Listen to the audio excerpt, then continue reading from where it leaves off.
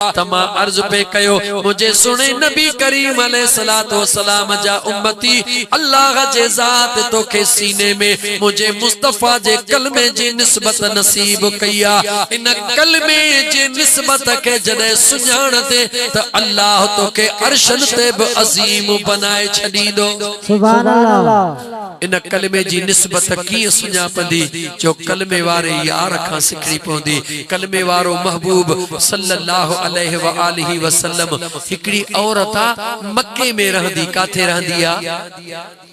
मक्के पाक में रहंदी आ। रात जो पांजे बचड़न के विहारे चवे थी बचड़ा जी अम्मा बचड़ा मां बुधो आ त मक्के में महबूब मुहम्मद करीम नाले जवान आयो आ। बचड़न चयो अम्मा असा भी बुधो आ। बचड़न के यहूदियाणियां चवण लगी ओ मुझा बचड़ा मां एतरो भी बुधो आ त जेको भी न महबूब जे अखड़न जे सामो ईंदो आ अबे दादे जो दीन छदे मुस्तफा जो गुलाम बणजी वेंदो आ। बचड़न चयो अम्मा सच थी चवी असा भी इहो बुधो आ।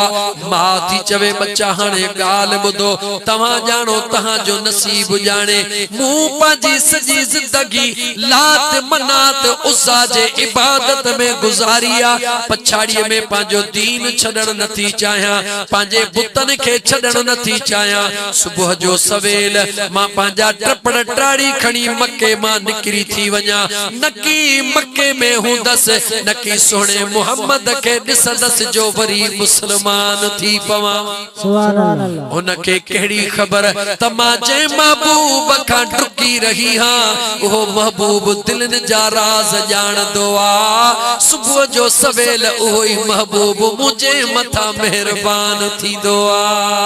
सुभान अल्लाह। अजीजा ने मन सुबह जो सवेल ओ आ कुरानी पाजे बचड़न खा मोकिलाए सामान खणी अचे गलिया में वेही रही आ। जेको नौजवान अचे उनके चे बचड़ा मुखे सामान खणाए हल केर जवाब न थो दे। नौजवान ईंदा वया जवाब कोई न थो दे। एतरे में मुझो मदीने जो घोट अची वयो।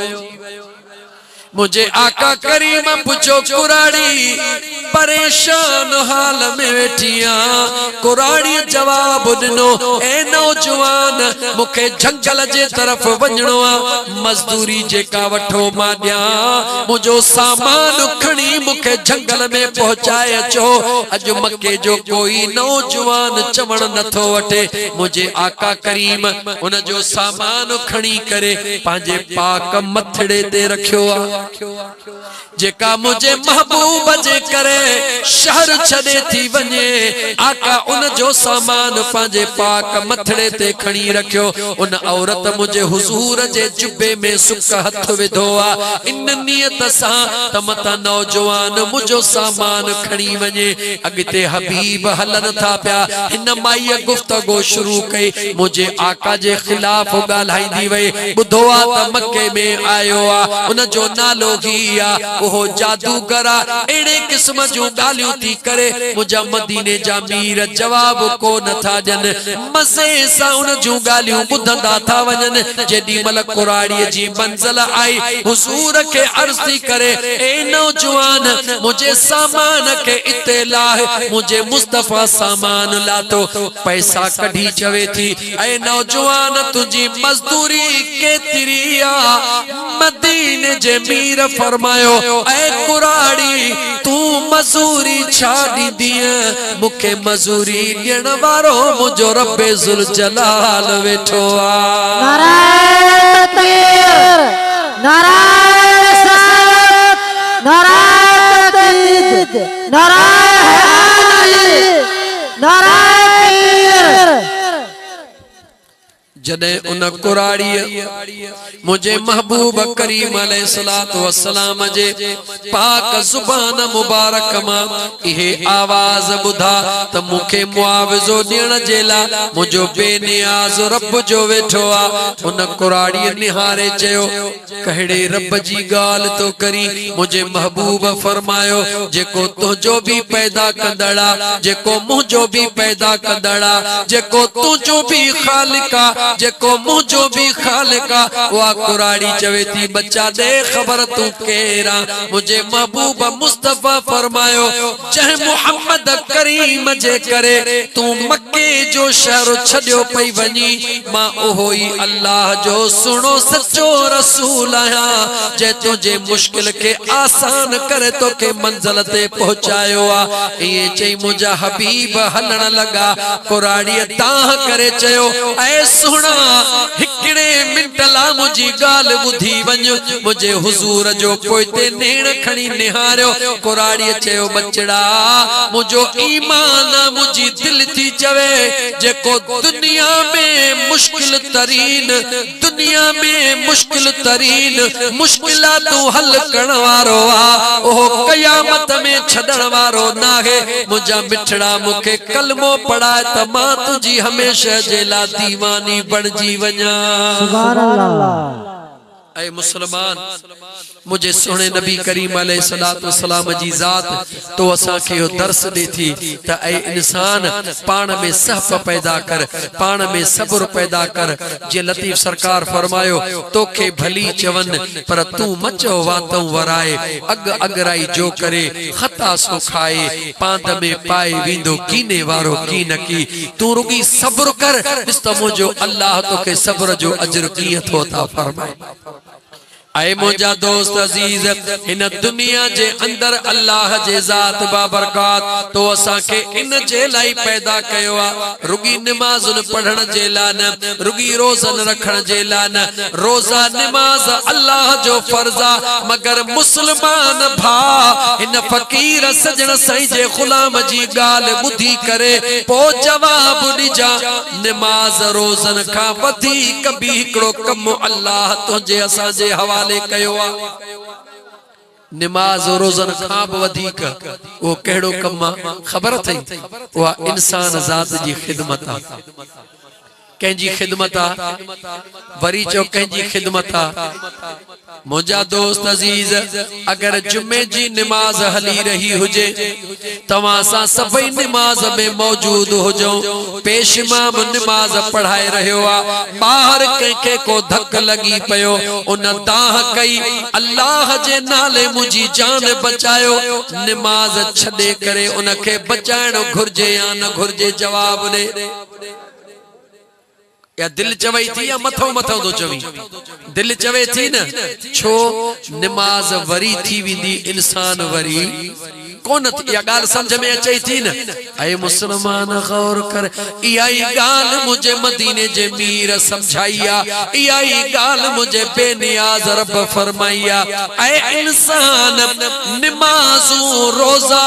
सबई तुझे ला भलियो पर इनन सबनी का भलो पांजन सा सुनो वर्ता कर पांजन सा झेड़ो न कर पांजन सा गालाण न छद पांजन सा पन्नी जे टुकरे ता झेड़ो न कर पिलाट जे टुकरे ता झेड़ो न कर मुझे मदीने जे मीर फरमायो मां अल्लाह जो कसम खणी ऐलान तो कया मुझे हुजूर फरमायो कदे भी बाहर पाण में पन्नी जे टुकरे ते न विढ़ंदा कजो जमीन जे टुकरे ते विढ़ंदा न कजो मुझे मदीने जे साईं फरमायो अगर को डाढ करे गरीब भाजी जमीन खाए तो ओ नडो भा सब्र करे ओ गरीब भा सब्र करे छेड़ो न करे पांजे भा के चवे अदा हक मुझो आ पर जे खाई तो त मुझो रब मुखे दीदो मदीने जे साईं फरमायो मां ज़मानत थो दिया त मुझो अल्लाह हिकूण न पर दुनिया में ही उनखे दहूण दई छदीदो ऐ तो असा जो झेड़ो छाचे आ रुगी बन्ने टुकरण त रुगी लपड़ो कोडर जो वधी कण हमरा गालाण बोलाण खत्म। ऐ मुसलमानो याद रखो अल्लाह ताला तवा सा के रुगी इबादत ला न पैदा कयो आ अल्लाह ताला इबादत सा गड तवा सा के इंसानी जिंदगी जा जे के हक हन उने जो पूरे कण जे ला भी सिखारियो आ मदीने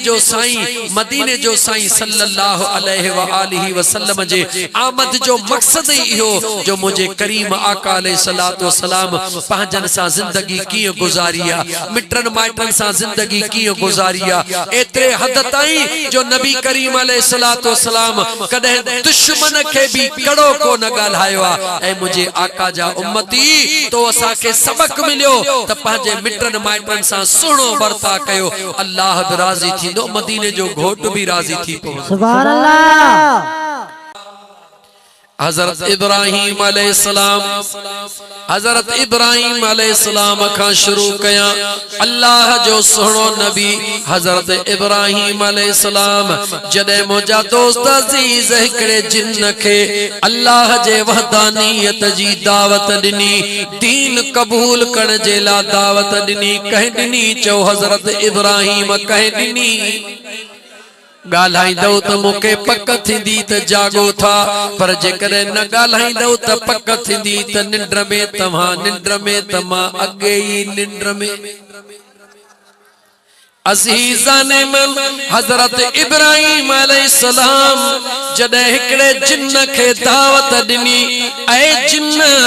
अल्लाह जे वहदानियत जो इकरार कर, उन जिन्न निहारे अल्लाह जे नबी हजरत इब्राहिम खलीलुल्लाह के जवाब दिनो, ऐ अल्लाह जा नबी मां अल्लाह जे वहदानियत के मञण जे ला तैयार हां, मगर हिकड़ो वाइदो कर, मां तुझो उम्मती थियण ला तैयार, तुझो गुलाम थियण जे ला तैयार, मगर हिकड़ो वाइदो मूंसां कर। हजरत इब्राहिम पुछो कहिड़ो वाइदो थो वठी, चवे तो अल्लाह जा सुणा खलील वाइदो कर त क़यामत जे दिहाड़े मुंहिंजी शफाअत करे मूंखे जन्नत वठी ॾींदे। कहीं सवाल कयो चो जिन्न गाल, कहीं सवाल कयो जिन्न जी गाल इन ला शुरू कई थम जो तू डिजंदो घणो हई, कॾहिं भी जिन्न खां डिजंदो न कर। जिन्न इंसानन जा गुलाम हूंदा हन, हिकड़े हिकड़े इंसान जा हज़ारे जिन्न गुलाम हूंदा हन। कुरान पढ़दो वेंदे जिन्न तुंहिंजो नौकर थींदो वेंदो, हींअर भी समय हज़ारे जिन्न वेठा हूंदा। मुंहिंजा दोस्त अज़ीज़, जिन्न इंसान खां डिजंदो आहे, इंसान खे जिन्न खां डिजण न घुर्जे, छो त मुंहिंजा दोस्त अज़ीज़ जिन्नन जी भी इहे मखलूक आहे जीअं इंसानन जी मखलूक आ। अल्लाह जे सोने खलील जे दरबार में जिन्न अर्ज कयो अल्लाह जा नबी मां उम्मती थियण जे ला तैयार, मगर वाइदो कयो त क़यामत जे ॾींहुं मुंहिंजी शफाअत फरमाईंदो। हजरत इब्राहिम अलैहिस्सलाम उन जिन्न दे निहारे फरमायो, जिन्न गाल बुध तो जेको मुतालिबो कयो आ उन शफाअत जो कलम मूं वटि नाहे, शफाअत जो कलमदान अल्लाह पांजे आखिरी महबूब जे हवाले करे छॾियो आ। गाल समझ में आई या न? हजरत इब्राहिम अलैहिस्सलाम जिन्न के तो मुझे मुस्तफा जो मीलाद बुधाए, छो त मीलाद मुझे महबूब जी तारीफ आ, मीलाद मुझे मुस्तफा जे शान जो नालो आ। जॾहिं जिन्न इया गाल बुधी हजरत इब्राहिम अलैहिस्सलाम के चवण लगो, ऐ अल्लाह जा खलील, ऐ अल्लाह जा खलील, भला पो जे कॾहिं इयो कलम तो वटि नाहे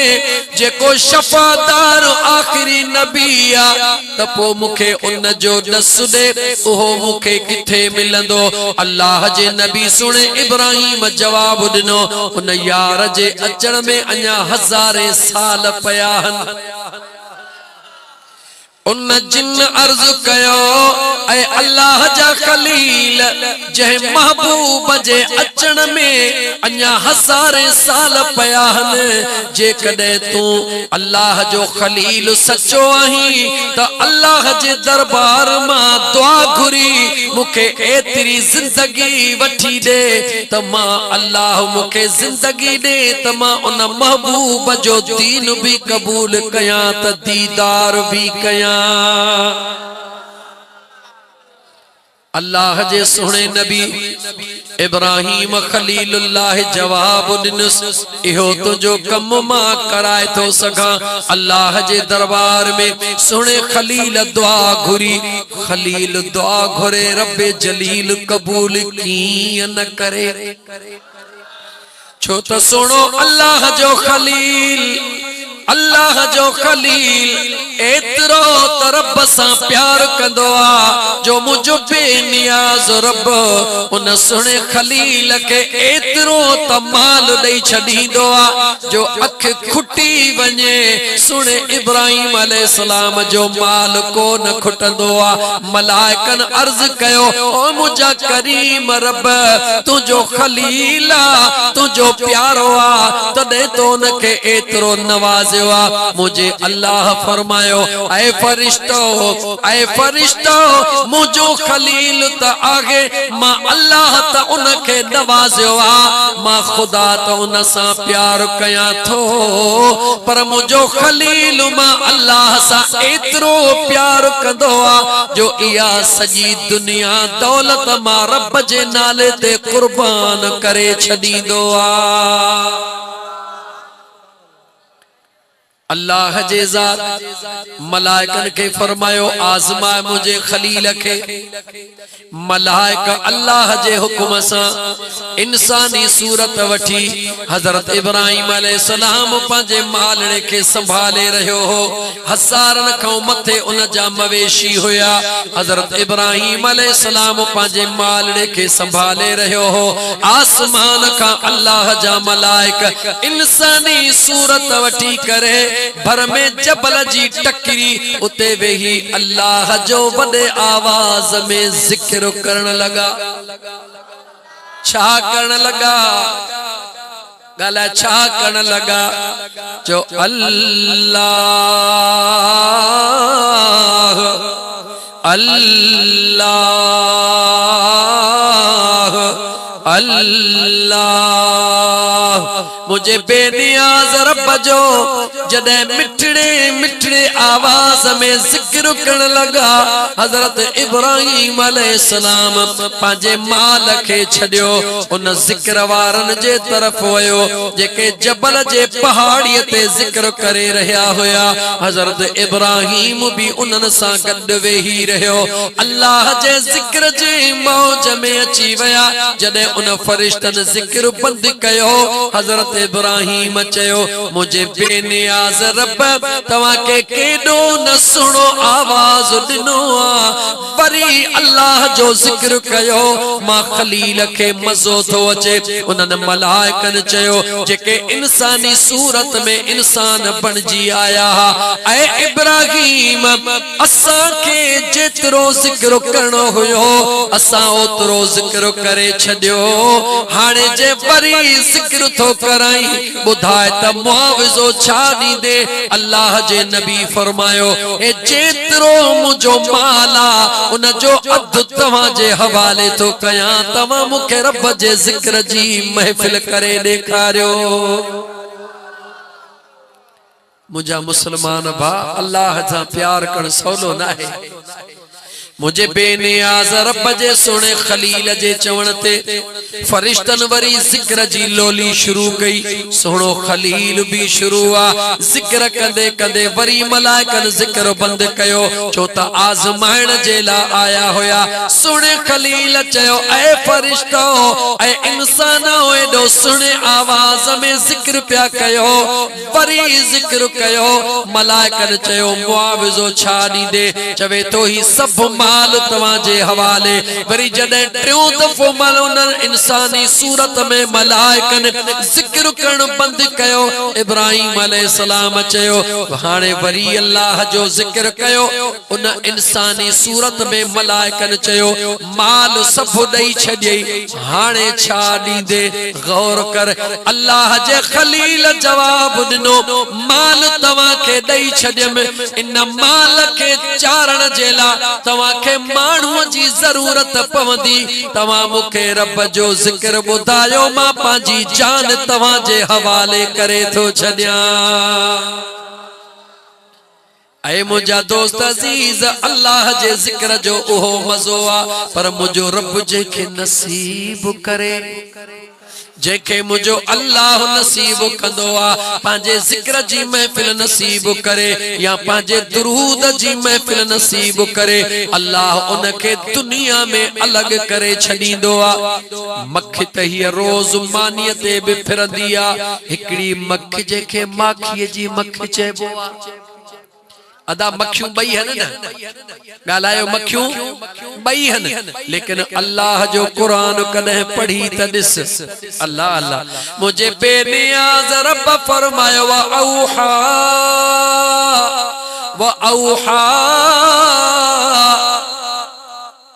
व औहा रब्बुका इलन नहले अनित्तखिज़ी मिनल जिबाल बुयूता व मिनश शजर व मिम्मा यअरिशून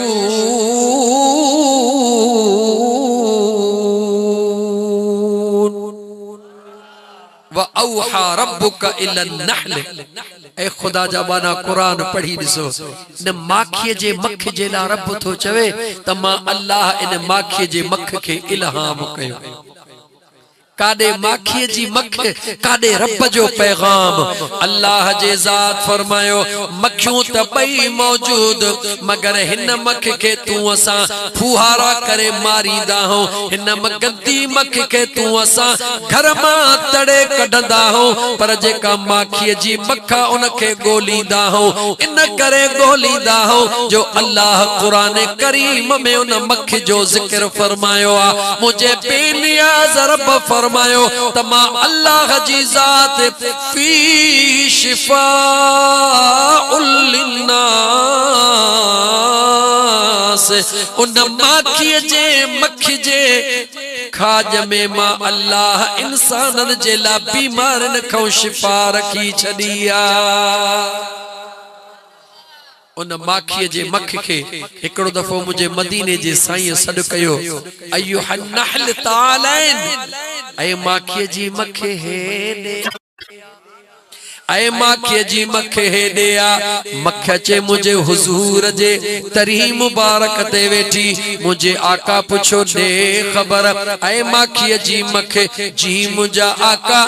खाईंदियां गुलन जी कड़ी रस जॾहिं कढंदियां त मिठड़ी कीअं थींदी आ। उन माखीअ जे मख जवाब दिनो ऐ मुझा महबूब सुना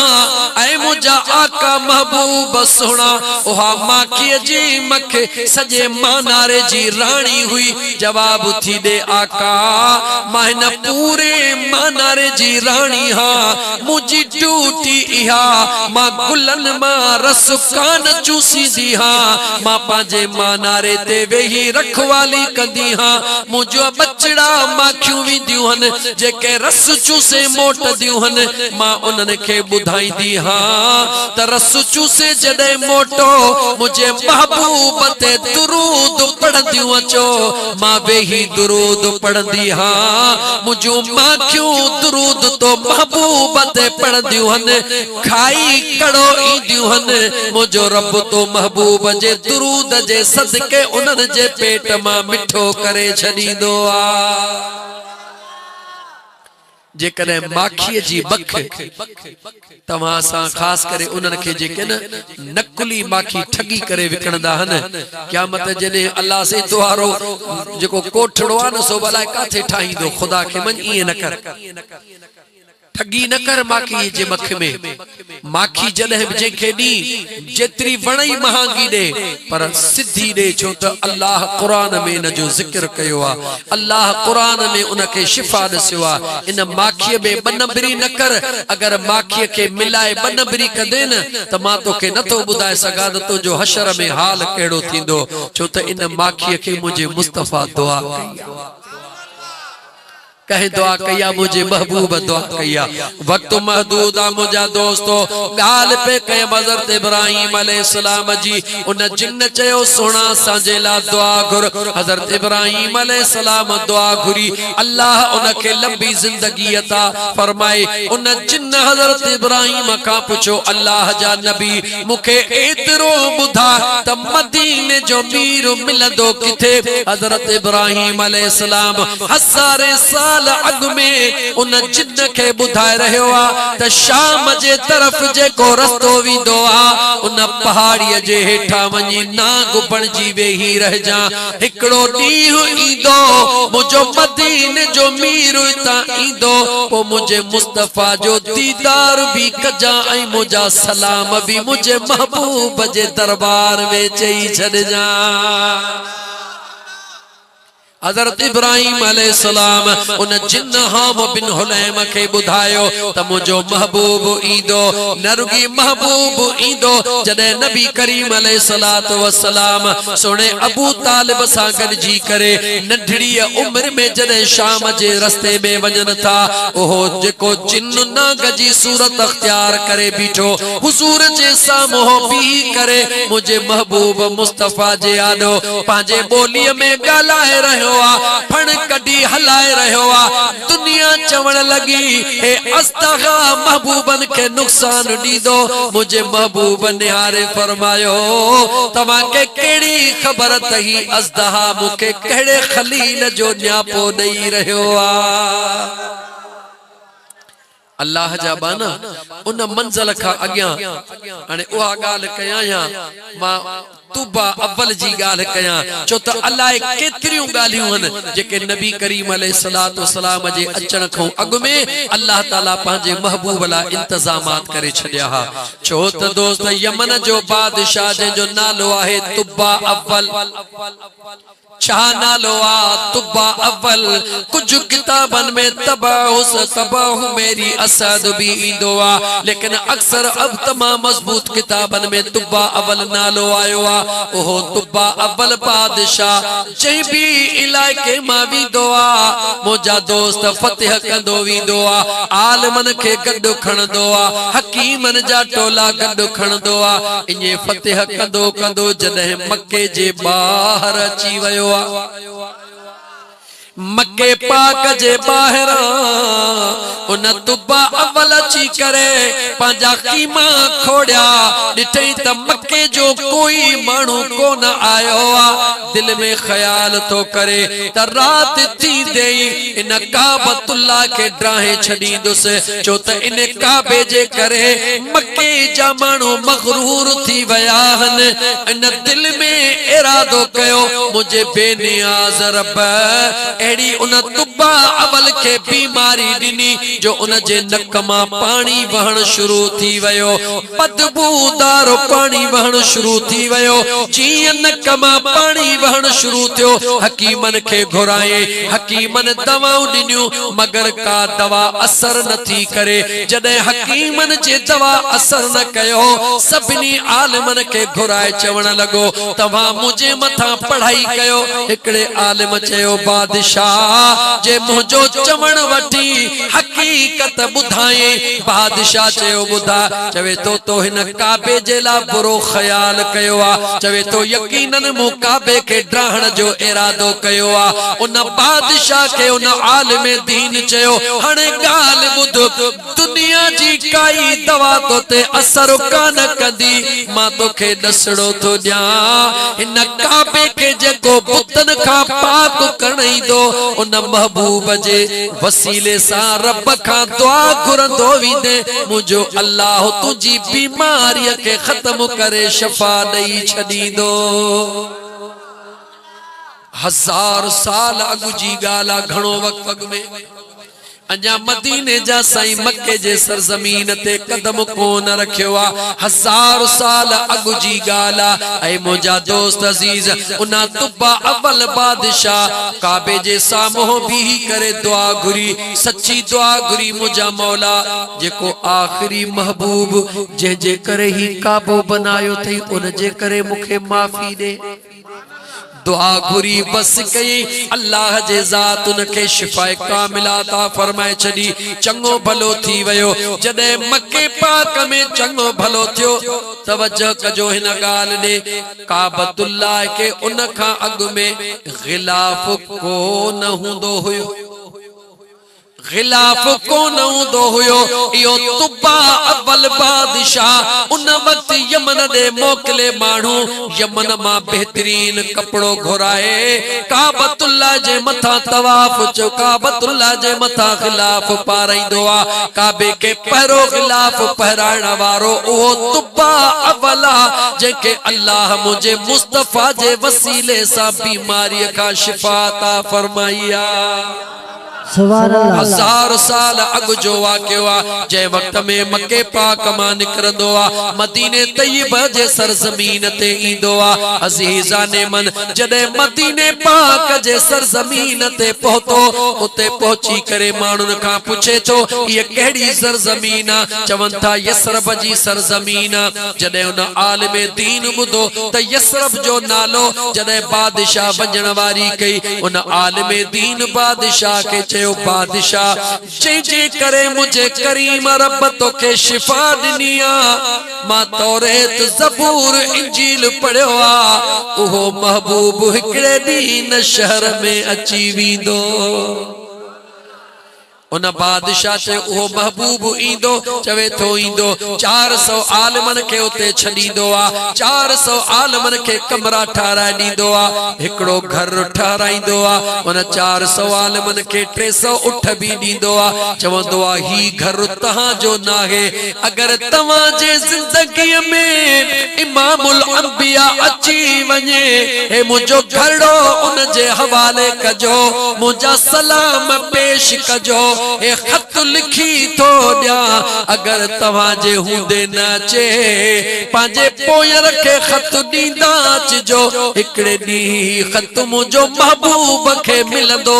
वो शफादार नबी कयामत में मुझी शफात जरूर फरमाइंदो सुभान अल्लाह ओ खत बादशाह तुबा अव्वल लिखी करे उन आलमन के दिनो उन आलमन जे पीढ़ी पीढ़ी का थींदो 70 पीढ़ी में हजरत अबू अयूब अंसारी वट हो खत पहुतो आ जदे मुझो मदीने जो मीर सल्लल्लाहु अलैहि व आलिहि वसल्लम मक्के मां हिजरत करे मदीने अची रहो आ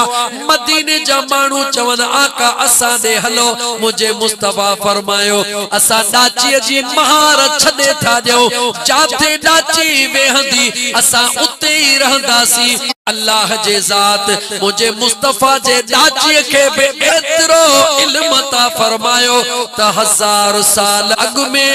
अबू अयूब अंसारी जो घर नाहे यो घर मुझे मुस्तफा जे ला तुबा अव्वल बादशाह ठहराए वयो आ सुभान अल्लाह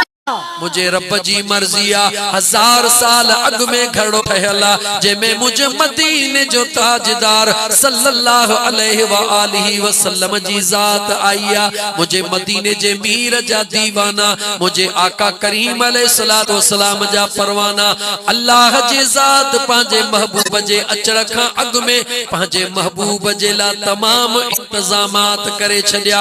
अल्लाह जी जात कायनात के बुधायो कायनात वालो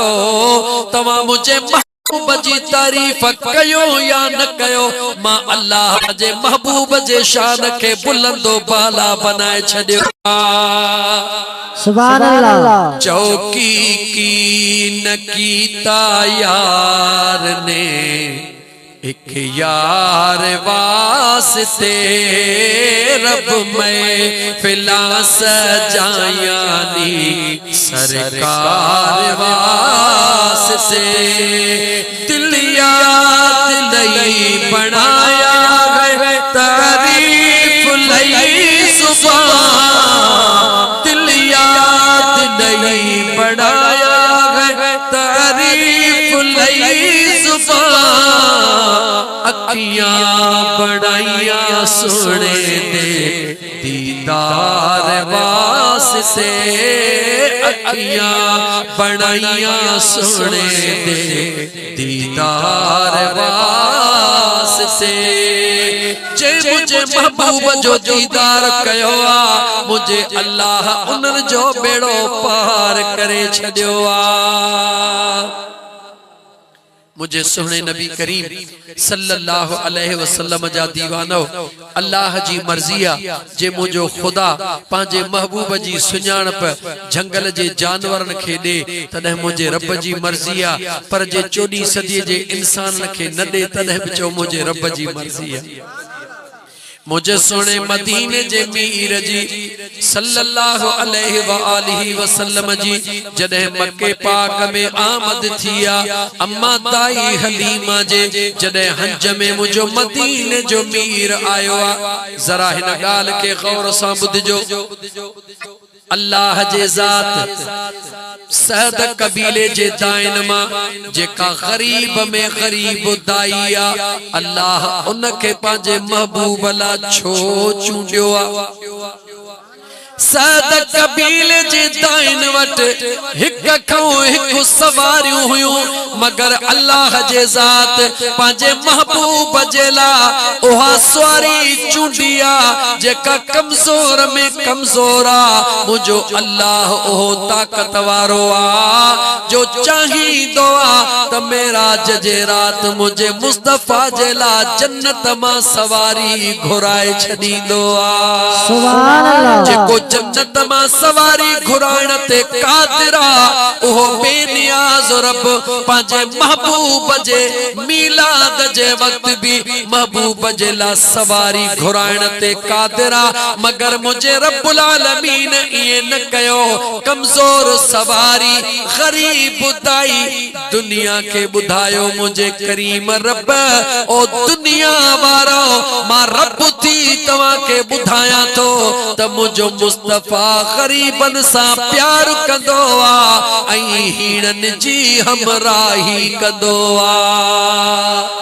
सुभान अल्लाह। अम्मा दाई हलीमा जदे मुझे मदीने जे मीर के पांजे सीने सा लातो मुझे महबूब करीम हिकड़ो पासो खीर धातो बे पासे मुझे मुस्तफा खीर दे मुहड़ई न कई। अम्मा हलीमा कोशिश कई लेकिन मुझे मुस्तफा कदे भी बे पासे जो खीर न पीतो। ऐ मुसलमान गौर कर तोखे मुखे मुझे मदीने जे मीर न्यापो दिनो ओ मां मुस्तफा जा दीवान मां मुस्तफा जा उम्मतियो जरा मां महबूब जे मिलाद दे निहार जो त मां मुस्तफा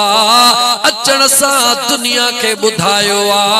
त मां मुस्तफा अदल करण जे ला आयो हा। हिकड़े पासे मुझो खीरा बे पासे मुझे भाजो खीरा मां मुस्तफा कदे भी पाजे भाजो हक न तो खावा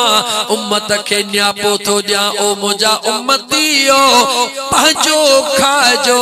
कदे भी पांजे भाजे हक जे वेझो भी न वंजो। ऐ मुसलमान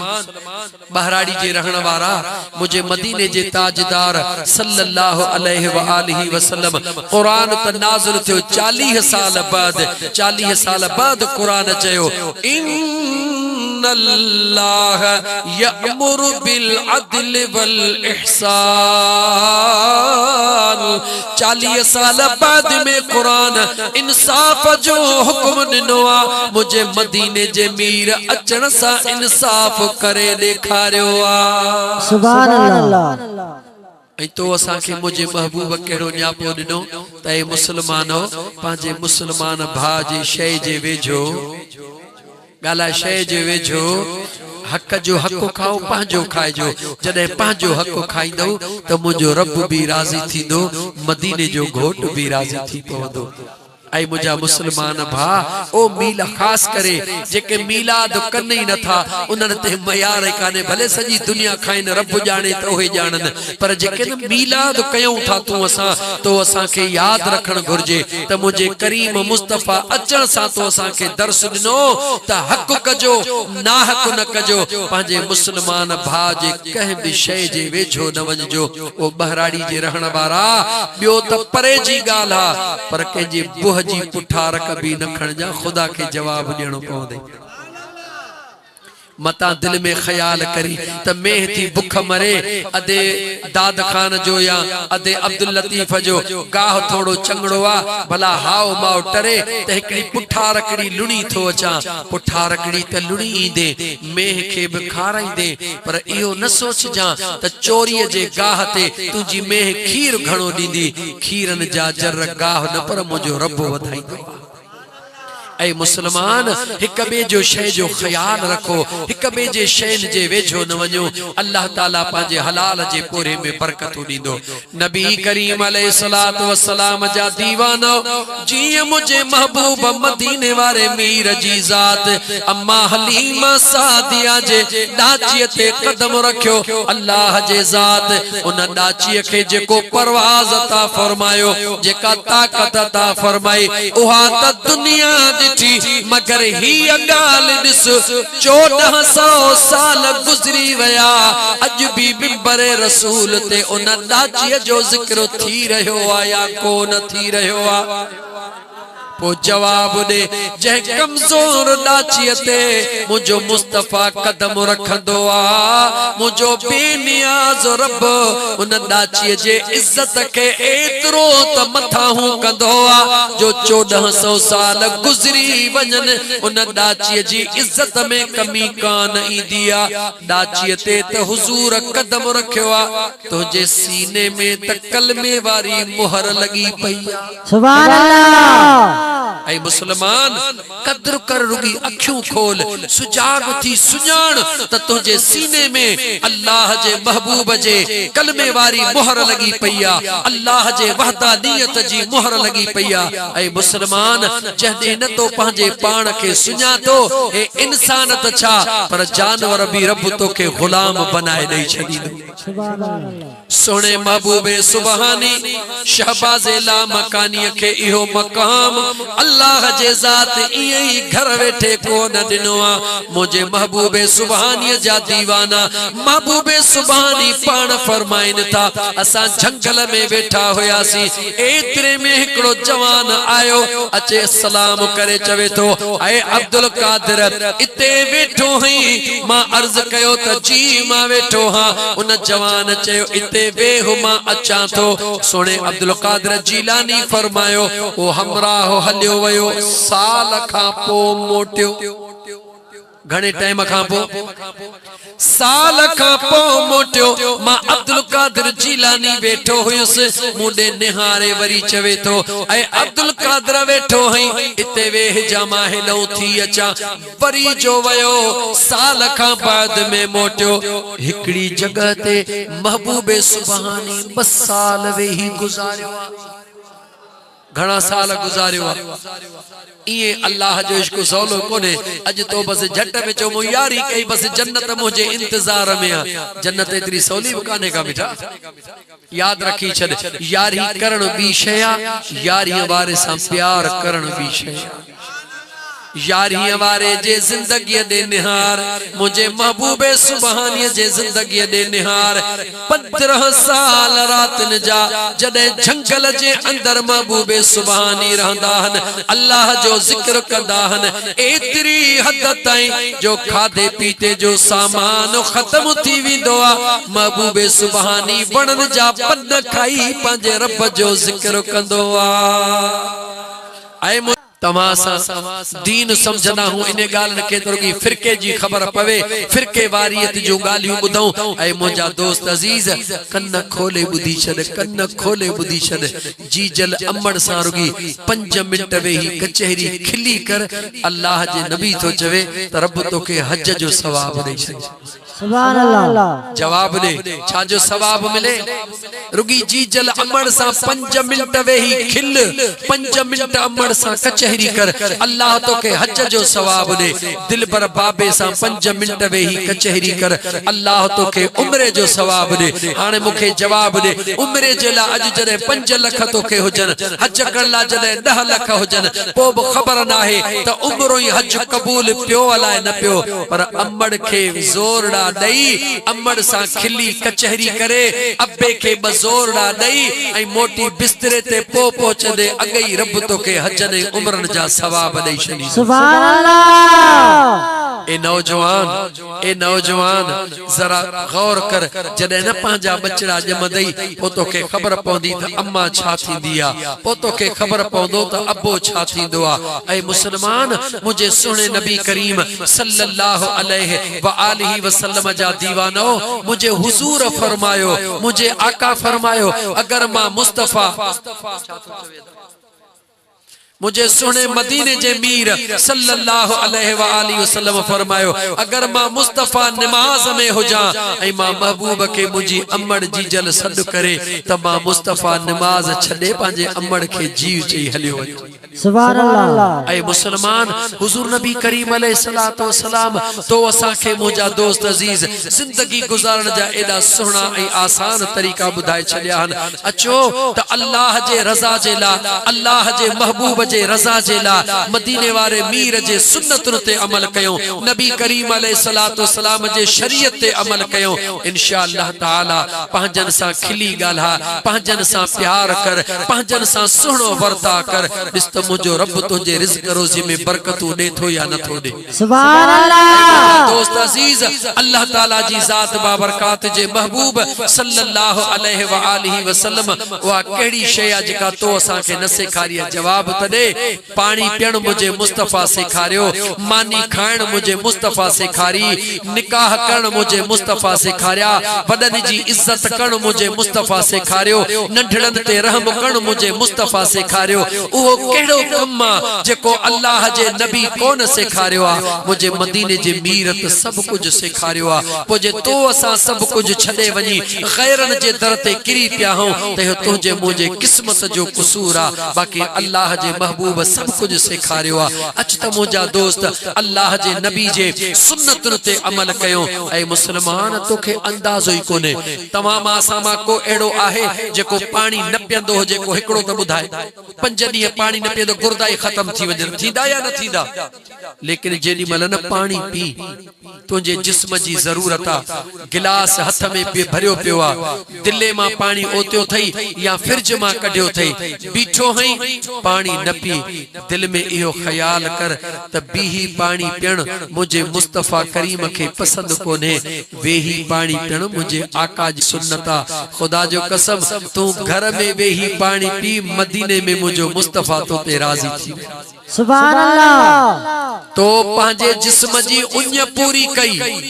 थोरो कहते कोन कई पर रुगी याद कई त मुझो मुस्तफा राजी वेही पानी पियण सा थींदो आ तो मुझे मुस्तफा करीम जी सुन्नत अदा करे पानी तो तोखे पियणो हो तो पानी पीतो सवाब मुफ्त में मिली वियो एड़े ही तरीके सा बिस्तरे ते सुमण सब के जी जरूरत आ सब के सुमणो आ पर दक्षिण पैर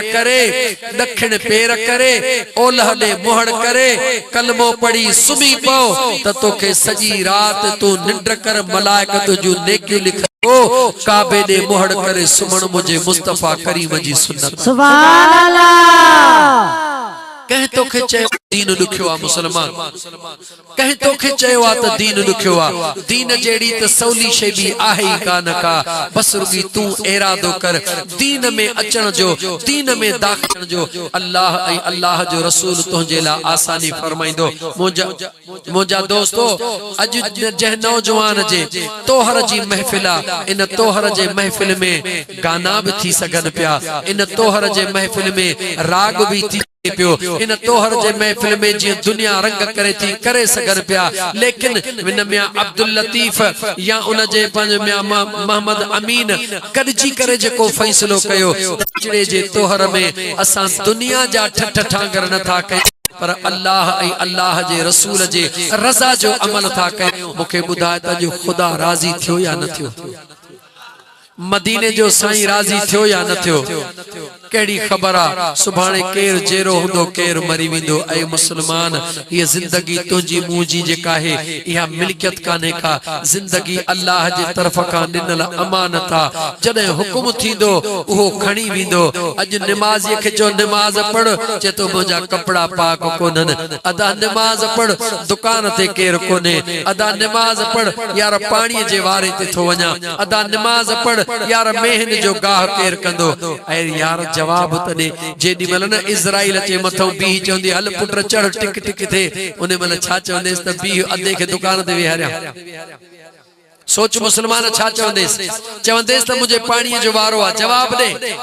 उन खां अग में जो तोट इज़राइल अची वने ऐ तुजो रूह कब्ज करे वने तौबह जो मौको न मिलई अज अल्लाह तोखे तौबह जो मौको दिनो आ सच्ची दिल से तौबह कर सच्ची दिल से अल्लाह के याद कर कहीं दिल न दुखा कहीं जो हक न खा अगर को पाड़े में न यतीम थई हेदे गौर सा बुध मुझे मदीने जे साईं ही हथड़ा खया आंगुरियों हवा में हिलाए मुझे मदीने जे साईं फरमायो अना व काफिलुल यतीम मुझे मदीने जे साईं फरमायो जेको मानू न यतीम जी संभाल कंदो कहीं यतीम के कपड़ा वठी दिने कहीं यतीम के किताब वठी दिने कहीं यतीम जे पढ़ाई जो खर्च खई मुझे मदीने जे साईं फरमायो कयामत जे दी ओहो मां मुस्तफा सा ये गड होंदो जे मां मुस्तफा जो आंगुरियों हवा में गड हिली रही सुभान अल्लाह ऐ मुसलमान दीन सौलो थई दीन दुखियो ना है बस रुगी पान दीन में दाखिल थियण जी कोशिश कर रुगी रस्ते ता वींदे वींदे गस में डिठी कंडो पयो आ रुगी दिल में ख्याल कर यार हिन कंडे के खणा मता कहे इंसान के लगे मता कहे जो रत निकरी पवे खुदा जो कसम तू कंडो खणी हेदे कंदो हई अल्लाह हुक्म कोदा भला कन के त दफ्तर नेकिन सा भरे छडियो सुभान अल्लाह खुदा जा बाना ये खुदा जे मोहब्बत जो गालियों खुदा जे कुर्ब जो गालियों अल्लाह वारन वटो मिलंदियों हन छो त अल्लाह वाराई अल्लाह जे राज जा राज खोलींदा हन त मुजा दोस्त अजीज सीय जे बावजूद तोखे न्यापो थो दिया हे ईंदड़ छंछर अज आचर जी रात आ ईंदड़ आचर जी रात कंडियारो शहर में परे न थई कंडियारे शहर में हजरत सोना से रहमतुल्लाह तआला अलैह जो सालियानो उर्स मुबारक थी रहयो आ जेमे खुसूसी खिताब मुझे महबूब मुर्शिद सजन साईं जो थी दो ऐ अल्लाह जा बाना तोखे दावता यकीन कर अल्लाह वारन जी ज़ियारत करण सा मुझो रब राजी थी दो आ जह आलम रब्बानी जी ज़ियारत कई जण उन मदीने जे ताजदार जी ज़ियारत कई जह मदीने वाले घोट जी ज़ियारत कई जण अल्लाह जे जलवन जा दीदार कया ऐ मुसलमान तोखे दावता इंशाअल्लाह ताला उम्मीद आहे त तवा पांजा दुनिया जा कमकारियों छड़े करे मुझे सोहना साईं जे उर्स में अचे शामिल थी दो अल्लाह ताला तमा साजी हाजिरी कबूल फरमाई दो मुझा दोस्तों हियर ही ट्रियो प्रोग्राम तवा जे सामो के तुम यकीन जानो हे अखियों खुलण जेतरी हिम्मत कोन थियो रखन पर छा कयो जदे दोस्त अचन था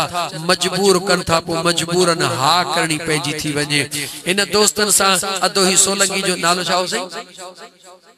मैं अब्दुल लतीफ सोलंगी अल्लाह ताला उन जे बचड़न के सलामत रखे मोहब्बत सा जो कही आयो उन के जवाब दई न सग्यासी बस ओहो न्या हिते गोठ पोतो बे डी ते वरी बियो एकड़ो फकीर अली शेर बिरोही ओहो चे कही पोतो सही मुझे बचड़े जी बास बासला खुदा जे वास्ते मुखे टाइम दियो अदा हाने के के जवाब दियो एकड़ो अग में प्रोग्राम दिनल हो अंदाजो लगायो शाम 4 बजे का वठी हियर 11 थया हन 3 प्रोग्राम जे को मानू करे बुधायो उन जे दिमाग में गालहण जेतरी ताकत होंदी खुद फैसलो कयो पर बस शुक्र अल्लाह जे जात हिम्मत दिनी आया सी तवा सा वायदो पूरो कयो सी इने करे घणो गालाए न सगियो हां जिस्म भी साथ न थो दे अल्लाह ताला चाह्यो त इंशाअल्लाह ताला कह मुनासिब टाइम ते वरी कह खुले टाइम ते रब जी जात घुरियो त कचहरी कंदासी मुझे मुस्तफा करीम जा मौजज़ा बयान कंदासी अल्लाह वारन जो शान बयान कंदासी मैं अब्दुल लतीफ तवा के मुबारक जो बचड़े जे तोहर में अल्लाह जी जात तवा के महबूब जे मिलाद जी तौफीक अता फरमाइया अचन वारो तवा के भी मुबारक अल्लाह ताला तवा सा सबनी जी हाजिरी कबूल फरमाए व आखिर दावाना अनिल हम्दुलिल्लाहि रब्बिल आलमीन अन्या नाती पासो मुझो ठरी वियो सजो हेडो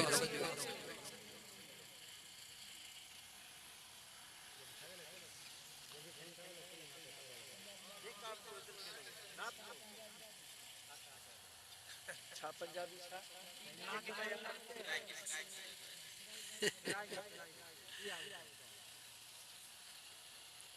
अने मुझी गाल बुधो मुर्गी तहां के सफा नहीं सुनाता सुभान अल्लाह थक जी पियो हां ॾाढो पर हाणे तहां जे नथा मुड़ो त कोशिश कयां त तिरज़ब का नहीं चवां सुभान अल्लाह दिल जो लगी वई दिल बरसा उहा बेहद दिल न लगदिया दिल जो लगी वई दिल बरसा उहा बेहद दिल न लगदिया हर बात हबीब करी मन जे मोहब्बत जा नारा हड़ दिया दिल जो लगी वई दिल बरसा दिल जो लगी वई दिल बरसा उहा बेहद दिल न लगदिया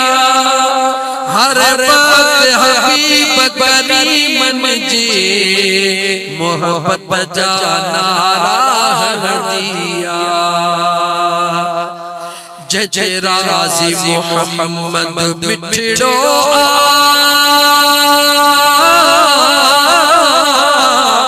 उहो माण्हुनि में सदो दुखड़ो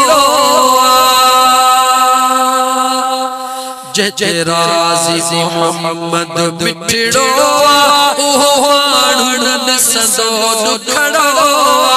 उन बाग भरे माण्हुनि जे मथां रज़ा रब जी सदाई हूंदिया उन बाग भरे माण्हुनि जे मथां रज़ा रब जी सदाई हूंदिया दिल जो लगी वई दिल बरसा उहा बेसा कॾहिं न लगदिया हर बात हबीब करी मन जे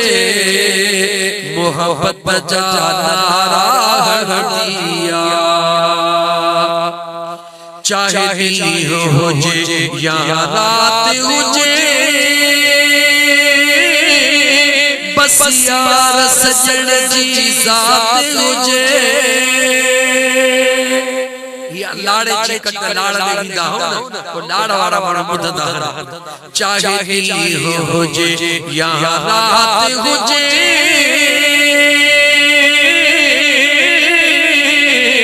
बस यार सजण जी ज़ात हुजे छो छो याद नबी सां दिलड़ीअ खे रब जाने राहत मिलंदिया छो छो याद नबी सां दिलड़ीअ खे रब जाने राहत मिलंदिया दिल जो लगी वई दिल बरसा उहा दिल नबी सां लगदिया हर बात हबीब करी मन जे मोहब्बत जा नारा हड़ दिया शल्लम जी हयाती में यारो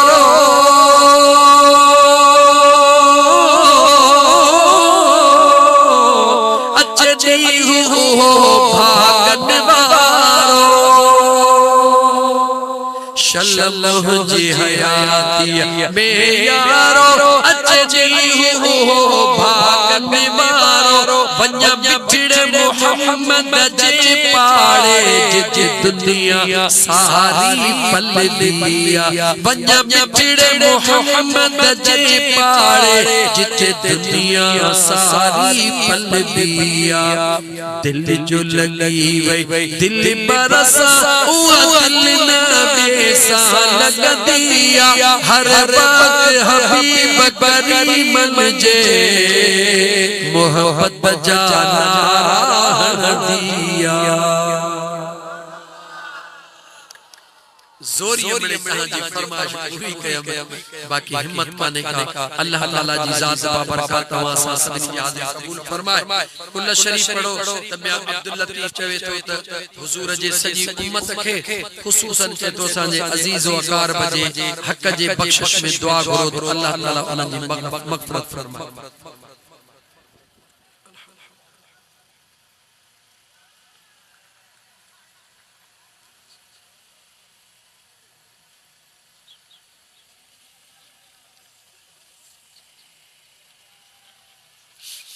अल्हम्दुलिल्लाहि रब्बिल आलमीन।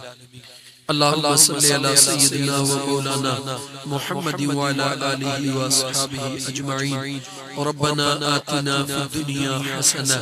व फिल आखिरति हसनतन व क़िना अज़ाबन्नार। मुझा सुना करीम रब असांजी हाज़िरी पंहिंजे बारगाह रब्बुल इज़्ज़त में क़बूल फरमा। जेकी जमायत ओरे परे खां कही है या अल्लाह उन्हनि खे विख विख जो अजर अता फरमा। करीम रब जन ही खैर कयो आ, उन्हनि जो खैर पंहिंजे बारगाह रब्बुल इज़्ज़त में क़बूल फरमा। मुझा करीम रब इन खैर जे सदके इन महफिल जे सदके असां गुनाहगारनि जे हिन हथड़नि जे सदके मुझे मदीने वारे मीर जी सजी उम्मत जी बख्शिश फरमा। खुसूसन या अल्लाह मियां अब्दुल लतीफ सोलंकी जे जमी अजीज़ो अकारिब जी बख्शिश फरमा। उन्हनि जा सगीरा कबीरा गुनाह माफ़ फरमा। उन्हनि जे कब्रन खे जन्नत जे बागन मां हिकिड़ो बाग बना। मुझा मौला असां सभिनी गुनाहगारनि खे गुंबज़े खज़रा जी हाज़िरी नसीब फरमा। या अल्लाह जे नंढड़े इन मासूम बचड़े मियां मुनीर अहमद सोलंकी जे तोहर सुन्नत जे मौके ते या अल्लाह ये दुरूद ऐं ज़िक्र जी महफ़िल सजाई वई आ। इन बचड़े जे भागन खे निरालो कजा मुझा अल्लाह सही। दुनिया में उनके खिज़री हयाती इज्जत वारी जिंदगी अमन ऐं सलामती वारी जिंदगी अता फरमा जा। अबे अम्मा जे ला खुशिन जो बाइस बना जा। मुझा मौला असां सभिनी जी हाज़िरी क़बूल फरमा। सभिनी जे दिलनि जूं उम्मीदूं पूरी फरमा। रब्बना तक़ब्बल मिन्ना इन्नका अंतस समीउल अलीम व तुब अलैना इन्नका अंतत तव्वाबुर रहीम। इन्नल्लाह व मलाइकतहु युसल्लूना अलन नबी या अय्युहल्लज़ीना आमनू सल्लु अलैहि व सल्लिमू तस्लीमा। अल्लाहुम्मा सल्लि अला सय्यिदिना व मौलाना मुहम्मदिन व अला आलिहि व अस्हाबिहि अजमईन। आमीन। ला इलाहा इल्लल्लाह मुहम्मदुर रसूलुल्लाह।